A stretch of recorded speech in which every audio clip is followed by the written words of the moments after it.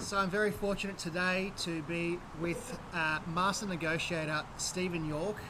He's had a very long and illustrious career doing everything from crisis to business negotiations. At one stage he was the commander of the New South Wales Police Force Negotiation Squad, and today he's going to share with us a bit of information about one of the most critical components of purchasing relative to purchasing a property, negotiation. So Steve, thanks for being here with us today. Tell us a little bit more about what you've done in your career. So I spent 20 years in law enforcement, New South Wales Police, and 10 of those was trained as a negotiator. And as you said, I ended up being the commander of the negotiation unit for about 3 years before I left in about 1996. And I suppose I did, I don't know, a couple hundred negotiations over that 10-year period. Whether I was the actual negotiator, whether I was part of the team or the commander of high-risk incidents. Gotcha. And then took the skills into business and negotiated in various things. Reminded me, I trained a negotiation team that was from a telephone company, doing an international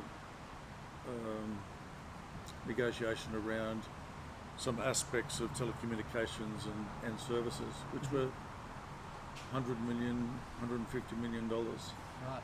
And each of these team members virtually would, if they got the deal through, they would get enough money to buy a new BMW, right? High money stakes negotiations. Yeah, and I found that it was just after I'd left the police, and I found that the emotion attached to that was very similar to the emotion attached to, a negotiation with someone who was barricaded or was, through a suicide intervention. That the emotional elements were the same.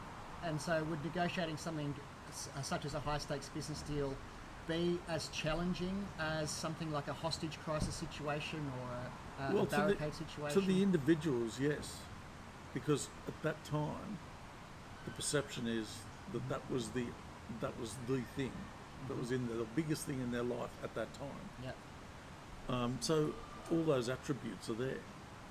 So can you tell us about the most difficult negotiation situation of your career so far? Oh look, there's been a lot, but I'll pick one out, which was I had to negotiate with a father who was standing on top of it was a brick balcony on the 4th or 5th floor of a block of units, and he was holding his child over the edge. Wow. And demanding that the family law court change their ruling on his particular situation.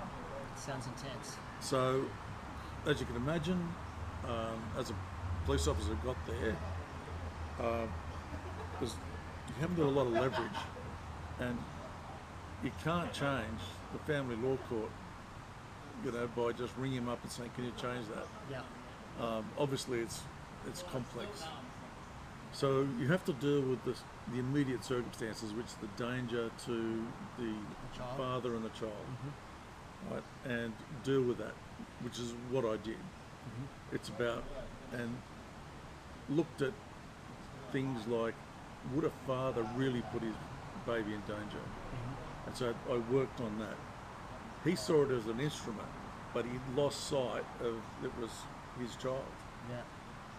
And so I worked on that to be able to hand the child back to me, and then work on him to come down and deal with it in a sensible way.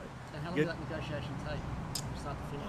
Look, it's a long time ago, but I think it would have been about an hour for the baby to come back, and then another half an hour. So start to finish would have been about 3 or 4 hours. Yeah. Wow.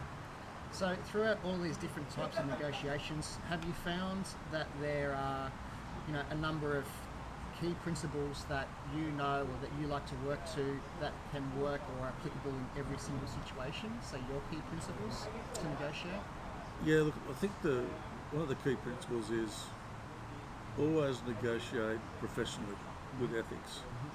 And this is because I just believe in consistency, and you do get people, even in hostage negotiations, you do get people who you come across again Yep. in situations, and if you've acted with the integrity, you haven't lied, you've told them exactly what's going to happen.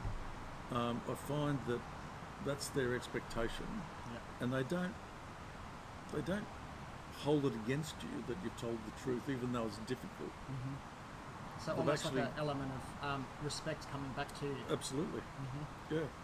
And I've done this even with criminals that I've arrested. If you've treated them well and appropriately, that's amazing. I've had people ring me out of the blue and say, "Well, you arrested me 5 years ago.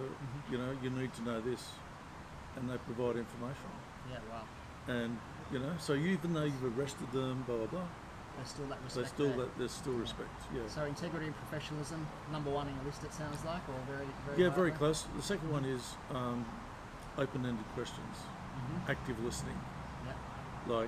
And no doubt, you and your audience there will know this in negotiation.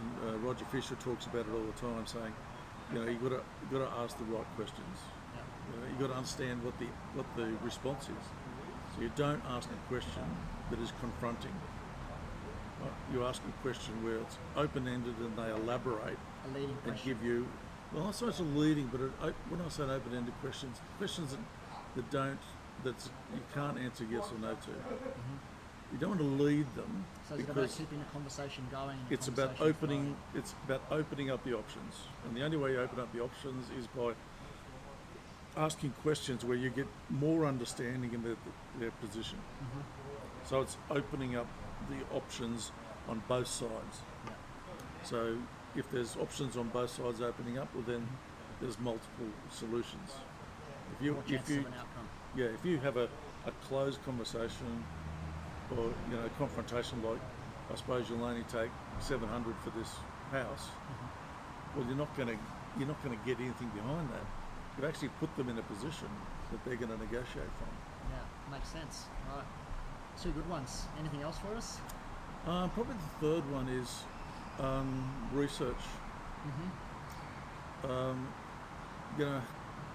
It's both a shield and a sword. So if you're going to buy, I don't know, a pair of shoes, if you haven't done your research and someone says they're going to cost $100, what have you got to compare it You've got against? no point of reference. You don't know the relative quality or what else is available to you for that $100, for example. That's right. Yeah. Even in hostage negotiation or crisis negotiation, what are your options about resolution if you can't negotiate? Are you capable? We used to do, I probably don't allow it anymore after occupational health and safety has gone crazy, but we used to go down range and sit below the targets and have the snipers take out balloons above our head. Right. Now that was a reason, is because to give confidence that the snipers could resolve it and keep you safe at the same time. Yeah. So it's Right. making you aware of your ultimate options as well. What are in the that options? That's right. Gotcha. And so this is very true in any negotiation. It's about, if you don't do your research, you don't know your options. Yeah. And so if you can go across the street and buy it at $90, why is he buying it at Why $100 there? It course. might be they give you a guarantee. It might be that you like that salesman. It might be a whole bunch of other reasons, but you've got a comparison over here that you can say to this person, I can walk across the street and pay 90. What's your response if someone says that to you? Yeah, that's right. Well, I think it's absolutely. I know in the business of property, you need to know what other options are there available to purchase at the particular time. What are the relative merits of each of those houses that are available for that same price range? And if there's something better out there, it's going to be very difficult to give the seller the price they want if there's something else at a better price. And So- probably the last thing for this particular, maybe we'll have a conversation some more, but the last thing is emotion plays a part in every negotiation. Yeah, and I know we talked about this off camera.